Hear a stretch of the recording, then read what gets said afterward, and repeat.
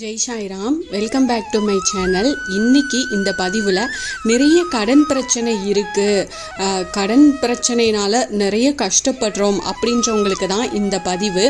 கடன் தீர்க்கக்கூடிய வெள்ளிக்கிழமை அன்னைக்கு செய்ய வேண்டிய விநாயக பெருமான் வழிபாடு பற்றி இந்த பதிவில் ஷேர் பண்ணுறேன்.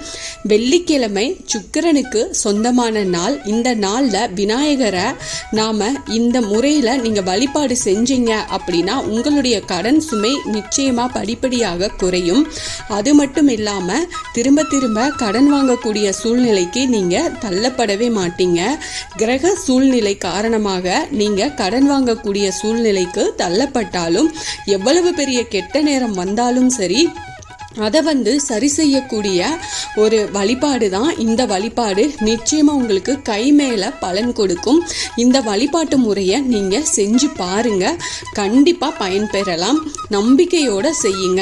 என்னோட சேனலுக்கு தொடர்ந்து சப்போர்ட் பண்ணுங்கள், லைக் பண்ணுங்கள், ஷேர் பண்ணுங்கள், கமெண்ட் பண்ணுங்கள், மறக்காமல் சப்ஸ்கிரைப் பண்ணுங்கள், பெல் ஐக்கானை கிளிக் பண்ணுங்கள்.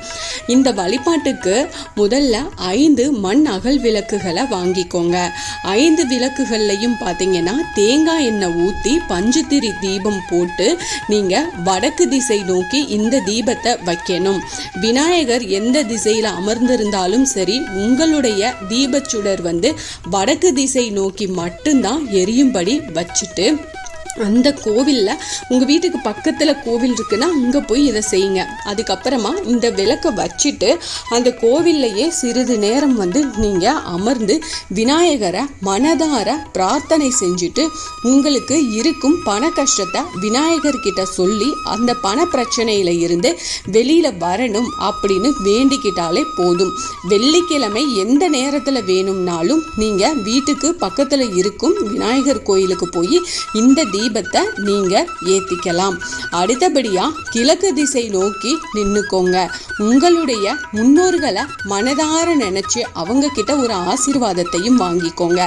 எப்படியாவது வருமானம் நமக்கு நல்லபடியா பெருகணும், நீங்க எடுக்கிற முயற்சி வெற்றி அடையணும், ஏதாவது ஒரு வழியில பணம் கைக்கு வந்தா போதும், என்னுடைய கடனை சுலபமா அடைச்சிருவேன், அதுக்கான வழியை காட்டுங்கள் அப்படின்னு சொல்லி நீங்க பிரார்த்தனை செஞ்சுக்கோங்க.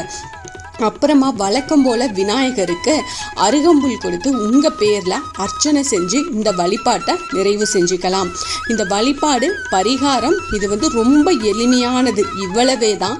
நீங்கள் யாருக்கேனும் கடன் கொடுக்கணும் அப்படின்னாலும் இந்த பரிகாரத்தை நீங்கள் செய்யலாம்.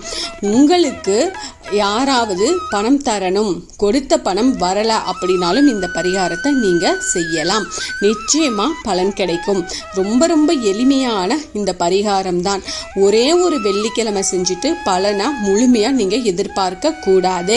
தொடர்ந்து எத்தனை வெள்ளிக்கிழமைகள் எத்தனை வாரம் செய்யணும் அப்படின்னா தொடர்ந்து 5 வெள்ளிக்கிழமைகள் நீங்கள் செய்யணும்.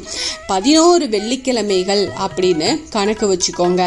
இந்த வார கணக்கு முடிக்கிறதுக்கு உள்ளாகவே உங்கள் பண பிரச்சனை தீர்ந்திடும். அப்படி இடையில ஒரு வாரம் உங்களுக்கு பண பிரச்சனை தீர்ந்தாலும் அதை இன்னும் 11 வாரம் வெள்ளிக்கிழமையும் தவறாமல் விநாயகருக்கு போய் இதே போல் 5 தேங்காய் எண்ணெய் தீபம் ஏற்றி நீங்கள் வழிபாடு செஞ்சுட்டு வாங்க. இப்படி செய்யும்போது நிச்சயமாக நீங்கள் விளக்கு ஏற்றும் விநாயகர் கோவிலில் ஸ்தல விருட்சம் இருக்குது அப்படின்னா அது இன்னும் ரொம்ப விசேஷமானது. இந்த வழிபாட்டை எல்லாம் முடிச்சுட்டு பிரார்த்தனையெல்லாம் முடிச்சுட்டு அந்த மரத்துக்கடியில் கொஞ்ச நேரம் அமர்ந்து மனதை ஒருநிலைப்படுத்தி தியானம் செஞ்சு பாருங்க. குழப்ப நிலையில இருந்து சுலபமா வெளியில வரலாம். குழப்பங்கள் எல்லாமே தீரும்போது பிரச்சனைகளுக்கான தீர்வும் சுலபமாக நமக்கு கிடைக்கும். அதனால நீங்க மனதை ஒருநிலைப்படுத்தி நீங்க ஆத்மார்த்தமா ஒரு பக்தியோட நீங்க போய் இந்த விஷயத்தை நீங்க செய்யும் போது உங்களுக்கு நிச்சயமா கை மேல பலன் கொடுக்கும். நீங்க அந்த விளக்கு ஏத்திட்டு அங்க கொஞ்ச நேரம் உட்காந்து கண்ணை மூடி தியானிச்சு நீங்க உங்களுடைய பிரார்த்தனையை வைங்க. கண்டிப்பாக உங்களுக்கு நல்ல பலன் கிடைக்கும். இந்த பதிவு உங்களுக்கு பயனுள்ள பதிவாக இருக்கும் அப்படின்னு நான் நம்புகிறேன். இதில் ஏதாவது சந்தேகம் இருக்குது அப்படின்னா எனக்கு கமெண்ட்டில் கேளுங்க, நான் கண்டிப்பாக பதில் சொல்கிறேன். என்னோட சேனலுக்கு தொடர்ந்து சப்போர்ட் பண்ணுங்கள், லைக் பண்ணுங்கள், ஷேர் பண்ணுங்கள், கமெண்ட் பண்ணுங்கள், மறக்காமல் சப்ஸ்கிரைப் பண்ணுங்கள், பெல் ஐக்கானை கிளிக் பண்ணுங்கள். இது போல் எனக்கு தெரிஞ்ச ஆன்மீக பதிவுகள் உங்ககிட்ட நான் ஷேர் பண்ணுறேன்.